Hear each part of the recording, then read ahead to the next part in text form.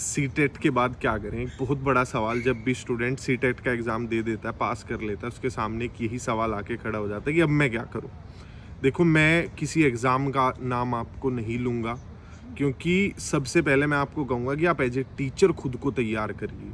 वो सबसे ज़रूरी है। जब तक आपकी टीचिंग स्किल्स डेवलप नहीं होंगी, आप ना तो 40-50 हज़ार की सरकारी नौकरी पा पाएंगे, ना आप प्राइवेट सेक्टर में जाके लाखों कमा पाएंगे।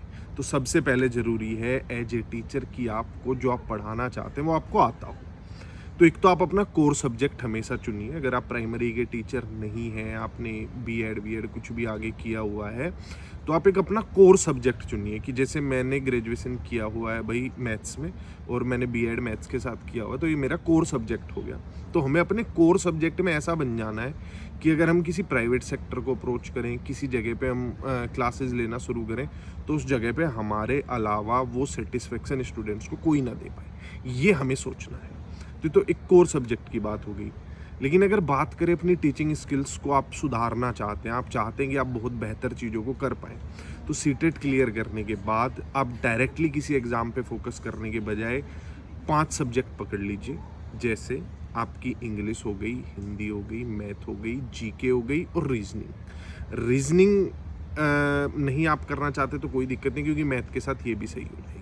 तो इन 4-5 सब्जेक्ट्स पे आपको कमांड बनानी है 5th लेवल तक, कि हमें 5th लेवल तक के इनके कैसे भी क्वेश्चंस पूछे जाएं हम कर लेंगे, हमें कोई दिक्कत नहीं आएगी।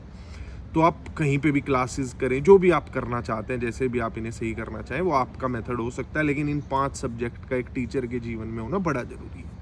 इसके बाद जो आपका मेन सब्जेक्ट, अगर आप उस पे साथ के साथ कमांड बना लेते हैं कहीं पे भी ना, अगर आप जैसे कोर सब्जेक्ट को आपको अपने बढ़िया करना है कि मुझे आगे चल के मुझे फिजिक्स का टीचर बनना है, मुझे इंग्लिश का बनना है, हिंदी का बनना है, physical education, home science, XYZ जो भी ऑप्शन है, उसकी पीजीटी लेवल तक की आप क्लासेस करिए।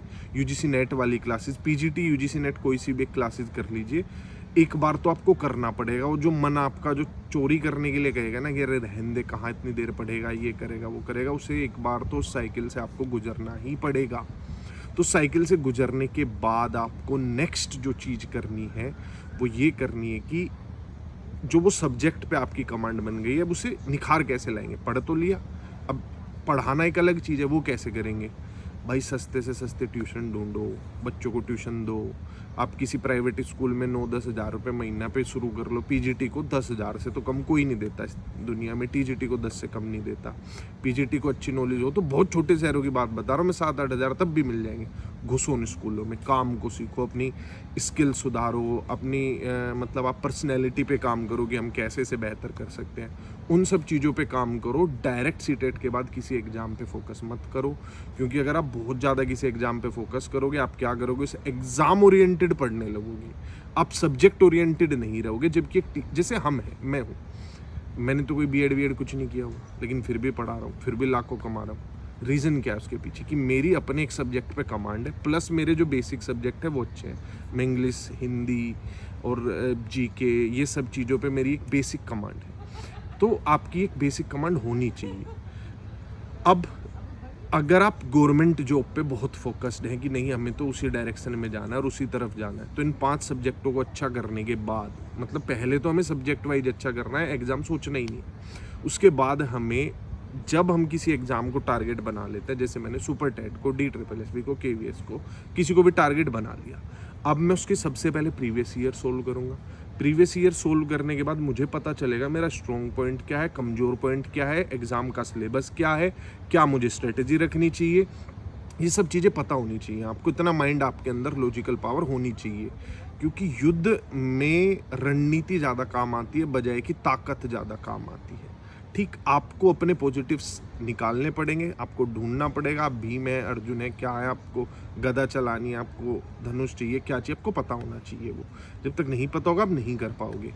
तो आप प्रीवियस ईयर पेपर दे के इन सब चीज़ों को पता कर लो, और जो आपकी कमियां हैं उन्हें दूर करो। और जब भी आपका एग्ज़ाम का नोटिफिकेशन आ जाए, उसके बाद अपने वीक पॉइंट्स को, जो कि आपको लग रहे थे कमज़ोर हैं, उन्हें आप थोड़ा थोड़ा चेंज करते हुए और आगे फिर सिर्फ और सिर्फ फोकस करेंगे मॉक टेस्ट देने पे। क्योंकि मॉक टेस्ट देना मैं किसी भी पेपर का 20 से 30% हिस्सा मानता हूँ।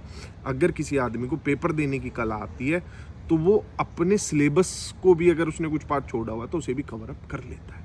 तो सीटेट के बाद क्या, मेरे हिसाब से सीटेट के बाद आप, जब तक आप खुद पे काम नहीं करेंगे पॉजिटिव रिजल्ट्स नहीं आएंगे। बहुत सारी वीडियोस आपको इन चीज़ों के अराउंड मिल जाएंगी, लेकिन सबका मर्म और मोरल ऑफ द स्टोरी यही होगा कि आपको खुद को बेहतर करना पड़ेगा।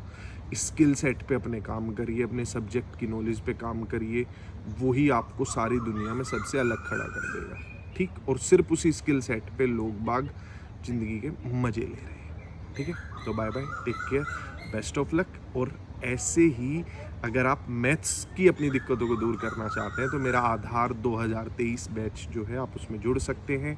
adda247.com पे जाके जब आप खरीदेंगे तो प्राइस को कम करने के लिए कोड डाल लीजिएगा वहाँ पे, जो प्राइस कम कर देगा। बहुत प्राइस आपको नज़र आएगा Y174, ठीक है। तो बेस्ट ऑफ लक, मिलेंगे बैचेस में।